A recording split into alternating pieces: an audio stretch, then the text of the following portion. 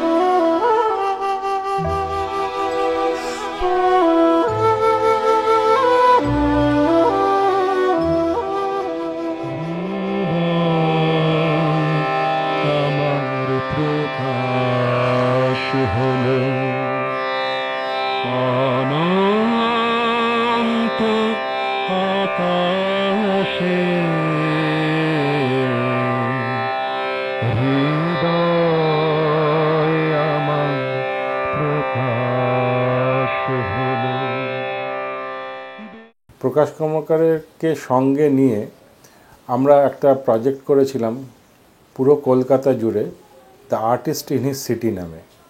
কলকাতা শহরের যে পালস ধরা যায় এরকম 10টা জায়গায় সারা বছর ধরে আমরা আর্ট ক্যাম্প করেছিলাম। এই জায়গাগুলোর মধ্যে ছিল সোনাগাছি, কলকাতার ডকের ভিতরে। আমরা আর্ট ক্যাম্প করেছি গোলদিঘিতে জিপিওতে, আমরা আর্ট ক্যাম্প করেছি কুমারটুলিতে, আমরা আর্ট ক্যাম্প করেছি কলেজ স্ট্রিট কফি হাউসে। এরকমই বিভিন্ন জায়গায় কলকাতা শহরে আমরা আর্ট ক্যাম্প করেছিলাম এবং তাতে প্রকাশ কর্মকারী ছিলেন মধ্যমণি।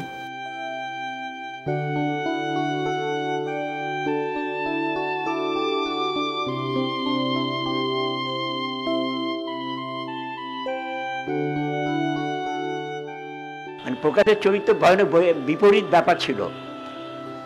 শিল্পের ক্ষেত্রে সে গভীর নিষ্ঠাবান, সেখানে তার কোনো কম্প্রোমাইজ করার ব্যাপার ছিল না।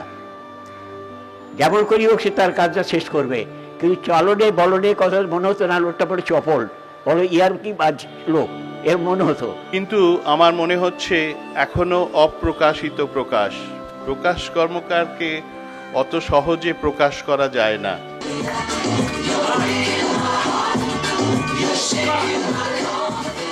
প্রকাশদা অদ্ভুত ছিলেন, তার জীবনী একটা দৃষ্টান্ত। তিনি মারা যাবার 3 দিন আগে উনি যেখানে ছিলেন অ্যাপোলোতে, ওখানে গিয়েছিলাম। উনি বললেন, দেখ দেবু, আমার বয়স হয়েছে 81, আমি প্রচুর অত্যাচার করেছি শরীরের ওপর, আমি ছবি এঁকেছি কিন্তু প্রচুর কি এঁকেছি, তবু আমার এখন চলে যাওয়া উচিত। প্রকাশ কর্মকার ছবি আঁকার জন্য নিয়ত সংগ্রাম করেছেন আজীবন। তিনি চাকরির কাজের পাশাপাশি নিয়মিত ছবি আঁকতেন। তবে নিজস্ব শৈলীতে প্রতিষ্ঠিত সৃজনে তৈরি হয় তার নিজস্ব প্রকাশ ঘরানা। কলকাতার কাঁকুরগাছিতে পিতা প্রহ্লাদ কর্মকারের স্টুডিওতে ছাত্রদের জন্য নুড স্টাডির ক্লাস চালু করেছিলেন। 70 বছর আগে এই ধরনের সাহস দেখানোর মতো আর কোনো শিল্পীর দেখা মেলেনি।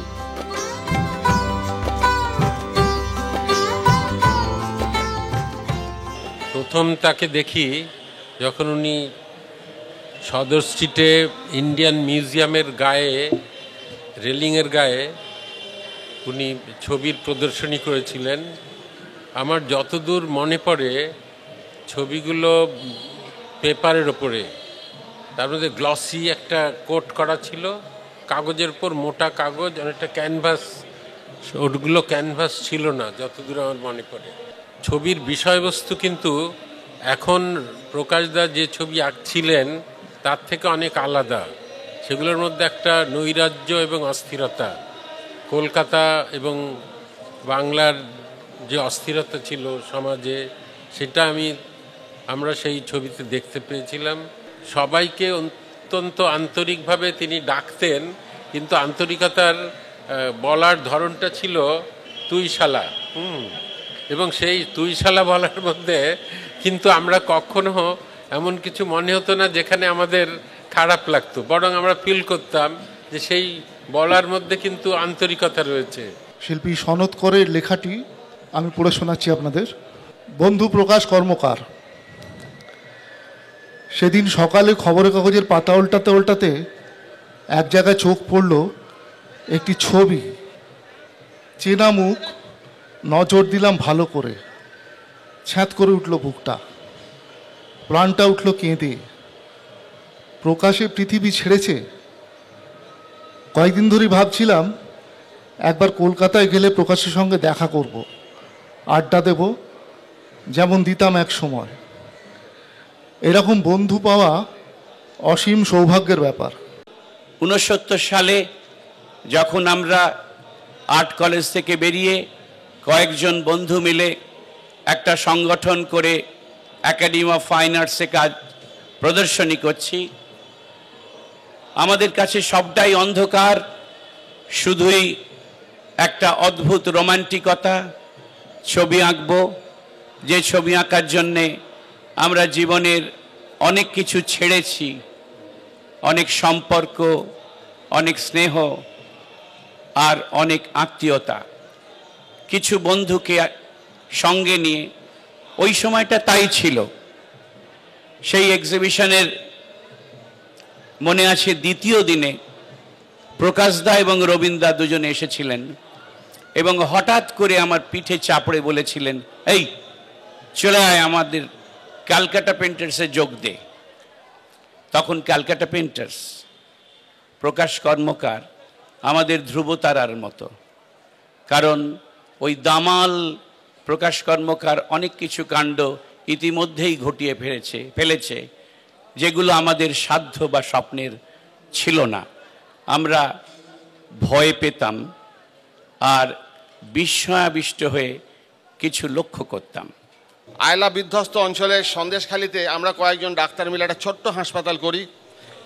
হাসপাতাল তো হলো, কিন্তু অর্থের সংস্থান কোত্থেকে হবে? আমার বন্ধু বললেন যে হ্যাঁ, আমরা যদি কিছু চিত্রশিল্পী আমাদের বন্ধু রয়েছেন তাদের ডেকে নিয়ে গিয়ে একটা ক্যাম্প করতে পারি, সেই অর্থে কিন্তু আমাদের হাসপাতালের লাভ হবে। এবং আমি শুনলাম যে রবীন্দ্র নাকি প্রকাশদাকেও অনুরোধ করেছেন যে ওই ক্যাম্পে যদি গিয়ে কিছু ছবি আঁকা যায় তাহলে সাধারণ মানুষের কিছু লাভ হবে, সুন্দরবনের আর্ত মানুষের পাশে দাঁড়ানো হবে। আমি বিশ্বাস করতে পারিনি। যা হোক, ধামাখালির পাশে সুন্দর একটা জেলা পরিষদের বাংলো, সেটা দুদিনের জন্য বুক করা হলো। বিস্ময়ের সঙ্গে দেখলাম যে শনিবার দিন কিন্তু সবার সঙ্গে প্রকাশদাও এসে হাজির। আমরা দেখলাম, তার সঙ্গে দূর থেকে দেখলাম, নমস্কার করলাম, ছবি আঁকা শুরু হলো। কিন্তু কোথায় ছবি আঁকা? প্রকাশদা তো দেখলাম ঘরে বসে তার সমস্ত গুণবিজ্ঞ যে সমস্ত আরও শিল্পীরা ছিলেন তার সঙ্গে আড্ডা মারছেন, গল্প করছেন, খাওয়া দাওয়া হচ্ছে। এদিকে আমার তো টেনশন হচ্ছে, আমার তো সোমবারে জায়গাটা ছেড়ে দিতে হবে, আমার ছবিটা কোথায় গেল? আমি দুর্বক্ষে বললাম, প্রকাশদা ছবিটা হবে তো? শনিবার তখন বিকেল। প্রকাশ বলে, ডাক্তার সব চিন্তা করো না, আমি দেখছি, বলে চলে গেলেন। আমি তো, আমার টেনশন। সোমবার দিন সকালবেলা 10:30 12টার সময় আমাদের সেই বাংলো ছাড়ার কথা। উনি যাচ্ছেন, যাওয়ার সময় আমার হাতে একটা সুন্দর একটা ল্যান্ডস্কেপ, একদম সুন্দরবনের যে প্রত্যন্ত অঞ্চলে যে চিত্র, সেই একটা ল্যান্ডস্কেপ আমাদের দিয়ে বলেন, এই নাও সুব্রত, এটা তুমি প্রদর্শনীতে ব্যবহার করো। এই হচ্ছে প্রকাশদা। কখন উনি কাজ করলেন, কিভাবে করলেন, অত সুন্দর একটা সৃষ্টি করলেন, আমি বুঝতেই পারলাম না।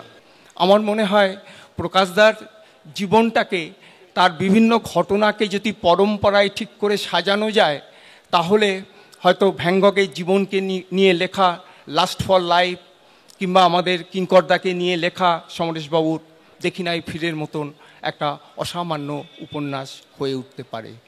প্রকাশ কর্মকার ছবি আঁকেন আর হাসেন হো হো হাহা, অশীতিপর আহা।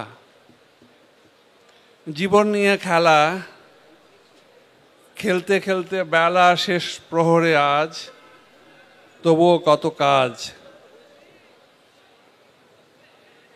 চোখের সামনে শুধু দৃশ্যাবলী ধুধু, যদিও দু চোখ বোঝা, শেষ হয় না খোঁজা। খুঁজতে খুঁজতে শেষে দিন ভিখারির বেশে, হাসেন হে হে হে হে, আত্মা খোঁজেন দেহে। ধ্যানেই সময় কাটে পাপ পুণ্যের ঘাটে, শূন্যের সংসারে দাঁড়ান পথের ধারে। দীর্ঘ পথের চলায় এইটুকু যায় বলা, প্রকাশ কর্মকার মাপেন অন্ধকার। আমরা দেখতাম যে বাবার কিরকম একটা ডেডিকেশন ছিল। উনি অফিস থেকে ফিরে একটুখানি খেতেন, খেয়ে দিয়ে উনি দাঁড়িয়ে দাঁড়িয়ে ছবি আঁকতেন। দাঁড়িয়ে ছবি আঁকার ছিল, ইজেলের ছবি ক্যানভাস রেখে। আর উনি প্রায় সন্ধ্যে 7টা থেকে নিয়ে রাত 10টা অবধি কন্টিনিউয়াস দাঁড়িয়ে ছবি আঁকতেন। পরশ সবাই একসাথে গায়। মনে দাঁড়িয়ে হে জীবন পূর্ণ করো, হে জীবন পূর্ণ করো, হে জীবন পূর্ণ করো, হে জীবন পূর্ণ করো দহন দানে। আগুনে পরশমণি ছোঁয়াও প্রাণ।